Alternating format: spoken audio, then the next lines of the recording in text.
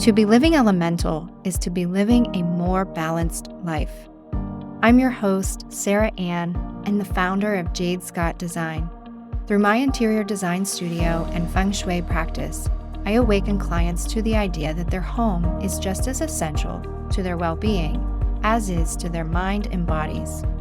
Essentially, nature's elements create balance and support, and through the lens of home, we can utilize their power when applied intentionally. Through this podcast, it is my intention to open you up to the idea that by living elemental through mind, body, and spirit will have a significant impact on your home and your life.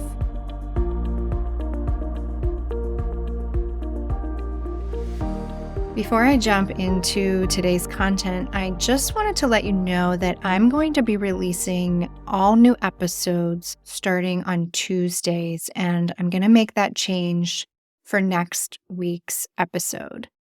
And the reason for that is summer is coming, and I really try to pull back on work and really enjoy the summer with my kids at home.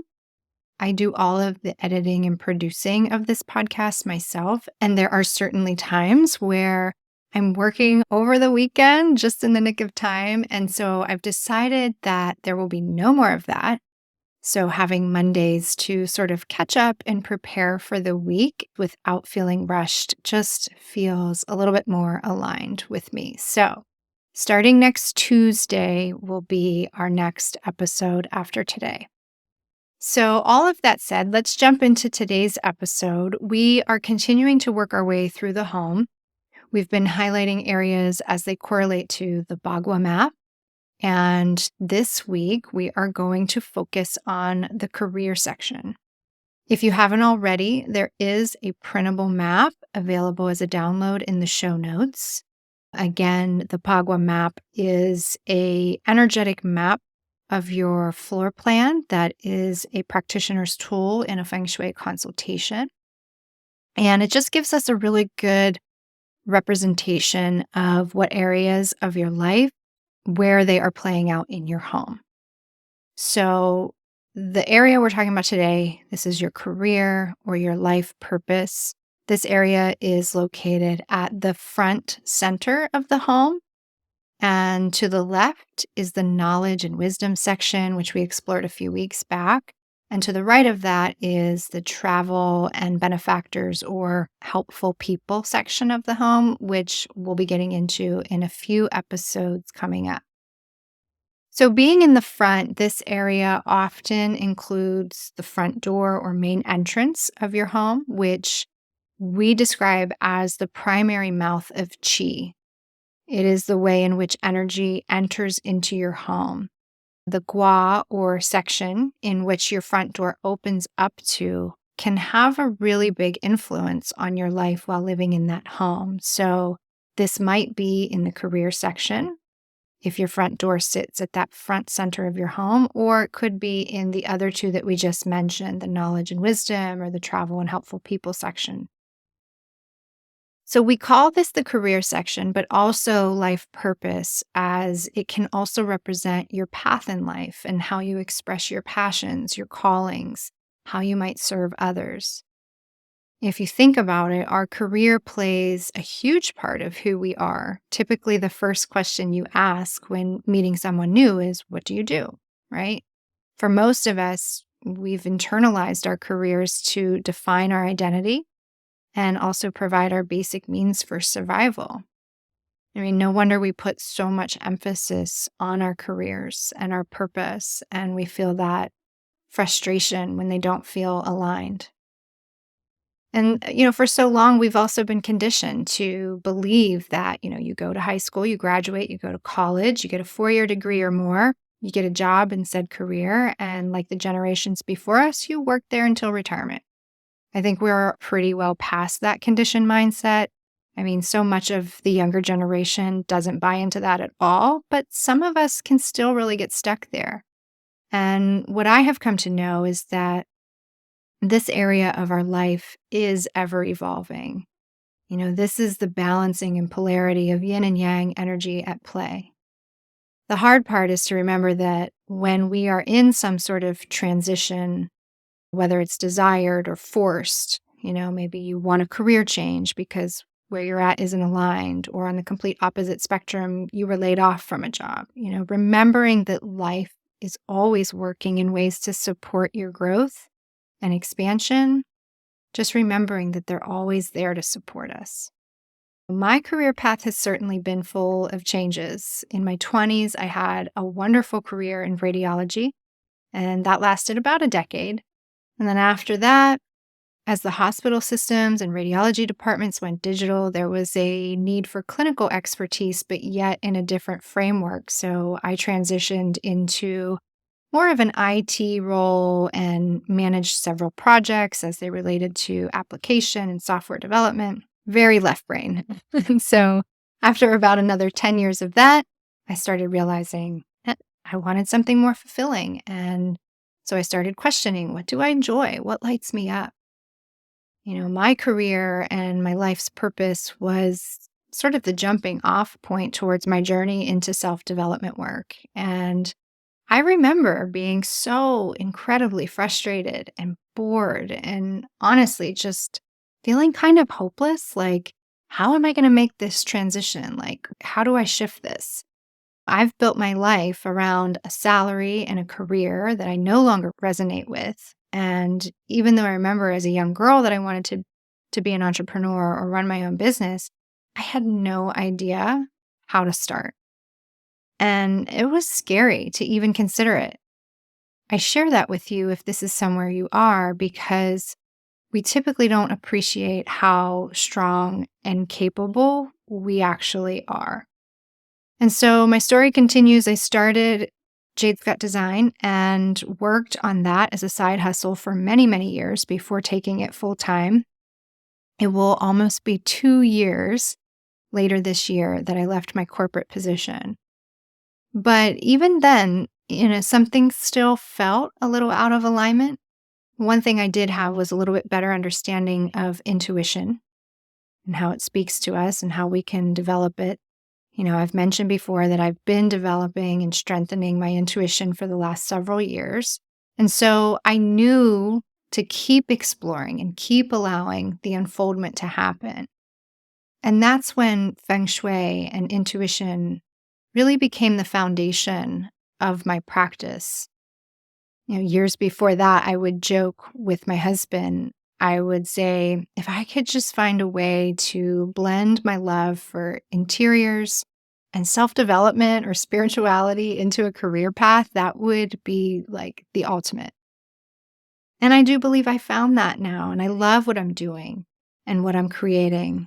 But I also know that it too will eventually change. So the highlight here is that our purpose or our career, our path, it isn't linear. There were so many times in my life during these transitions where I was so frustrated and so annoyed. Me being a dominant wood element, these tend to be my emotional clues when something is out of balance. But what I've learned is rather than becoming frustrated or disappointed, we can pause and start asking questions like, am I happy with my work? Do I feel fulfilled? What's out of alignment? Do my work responsibilities or even my coworkers easily frustrate me? Does my boss recognize me, and do I feel valued? Am I lacking clarity around my purpose? Should I consider volunteering within a community that I share an interest in? Really make some quiet space to allow your intuition to flow and help you answer these questions with some honesty. Clients will typically come to me because they want a better work-life balance, maybe more flexibility, or maybe becoming their own boss. Some want to do more heart-centered work and allow for more creativity in their life. Either way, the first thing we look at is what we're holding on to. We're working in this very specific area of the home, the career section, and you can certainly address any clutter here. Clutter might show up here if you are unclear or frustrated with your current situation. But also think about what you're holding on to as far as old documents, manuals, awards, supplies, even your wardrobe. Sometimes we're unwilling to let go of things because we keep the excuse of just in case, right?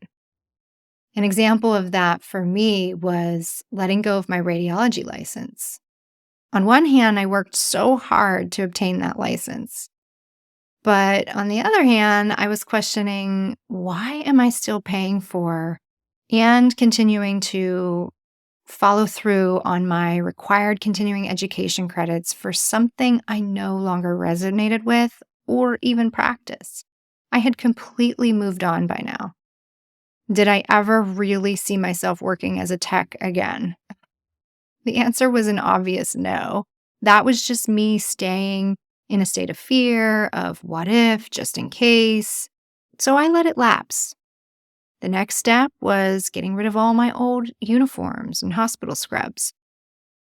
And it wasn't until, honestly, just like a few months ago, I was going through old paperwork and I found all of my old certificates and acknowledgments from past employers in that field.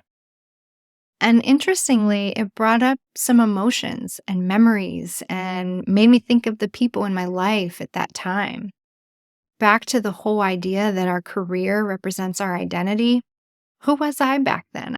I was young, I was in my 20s, carefree, living near the beach, partying all the time. Nothing about that resonates with me now. I'm in my 40s, running a business, responsible for other human beings. So it just felt right to let it all go because nothing about that time is representative in my life now. And that's the really tricky part with clutter is you really have got to think about how does this identify with you? And if it no longer feels right, then it's keeping you stuck. And sometimes we just need to uncover just a little bit deeper to let go, to make space for new things in our life. So check your wardrobe. Are you holding on to business suits, but you're trying to get your pottery business off the ground and all you really need is some old t-shirts and overalls, right? So after assessing your things and moving on from the energy of anything keeping you stuck, you can also apply some enhancements to the career center of your home. The element associated here is water.